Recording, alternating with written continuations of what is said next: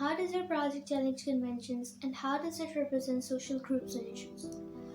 Starting off by answering the first part of the question, which is how does your project challenge conventions?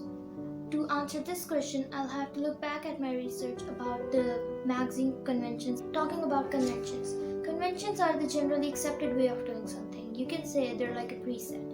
The main conventions for a magazine include a masthead, cover lines, selling lines, a barcode, and sometimes a slogan as well, with a central image, of course.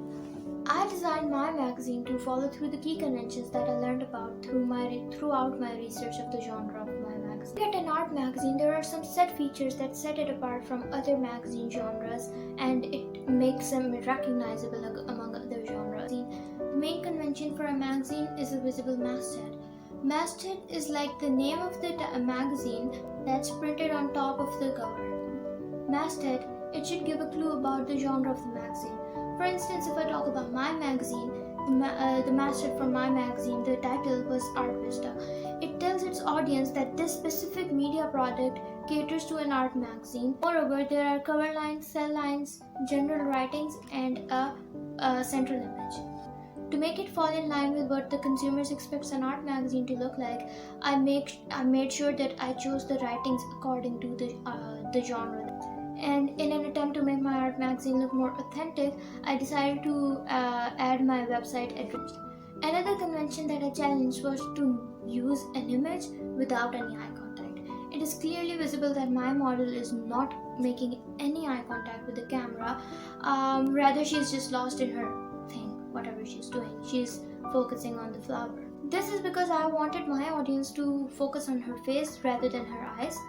In other words, I wanted my audience to figure out the emotions of my model rather than just read it from her eye. Although I challenged another convention by not shooting for my magazine in a studio, rather it was done in a house, but I tried my best to not make it look so. And lastly, my least favorite convention is the barcode. A magazine must also include a barcode, but I decided not to include one in the cover because it was ruining the aesthetic vibe of my main cover. So I decided to challenge this convention because why not? And I'll be placing my barcode at the end page of my magazine. Moving on to the contents page of my magazine, as loud as the cover page was, I decided to keep the contents page subtle to give my reader a break from the loud cover. My double spread also followed the key convention of a bold dominated title, but I decided not add it on top of the article, rather I placed it on the other page.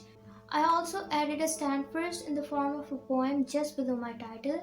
I designed the page by using columns to place my article, and lastly I added the page numbers in accordance with the poem.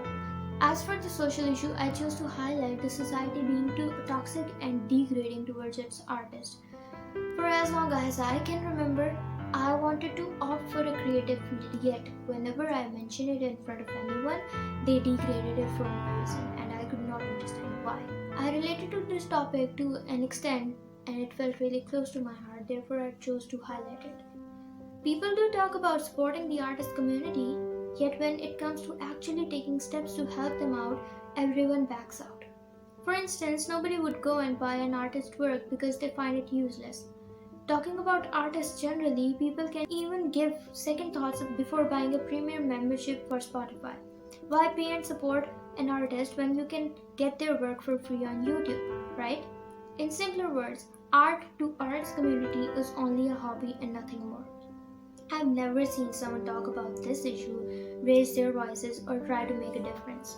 To be very honest, I find it sad because our artists continue to suffer and remain silent about it. And for those who say that our individuals cannot afford to pay or buy an artist's work, I'm not arguing about those who cannot afford it. It's about those who can but choose not to. Upon arguing about this topic with a dear friend of mine, he said I'd not pay 2000 for a book which I can buy a pirated version of in 200 rupees because it did not give me enough validation. We're not living under a rock, are we? It is high time that we start accepting and supporting each other for who we really are. We need to introduce more artistic fields. We need to allow our children to express themselves through their passion and allow them to grow up to be someone they are proud of, someone they really are, someone who's not a product of the society's taunts. We need to stop judging the potential of someone's work with the number of the likes and the shares that they have. Even if I look at my survey results, I can state confidently from my audience perspective that they wanted a product that highlights this issue due to their responses. A question in my survey asked my audience whether they feel pressurized by the society to give up their artistic passions. And the results were very shocking. A solid 50% of the people said yes, and 33.3% said maybe. Even the answers to my artist interview stated the same issue, which made me certain that the issue I picked was something that needed light. Everyone has ideas about artists. Society alternatively lauds and condemns artists. Since birth, we are kept under a cage that hindered our ability to see, examine, and appreciate art. We live in a society operated by scientists, doctors, lawyers, engineers, and business people. We live in a community that degrades artists and creative someones. We live in an unaccepting society, but we cannot just sit and blame the society for what it does because we are society. Blaming society is like blaming yourself. I am society, you're society. Change starts with a single person, so let's look at ourselves and change.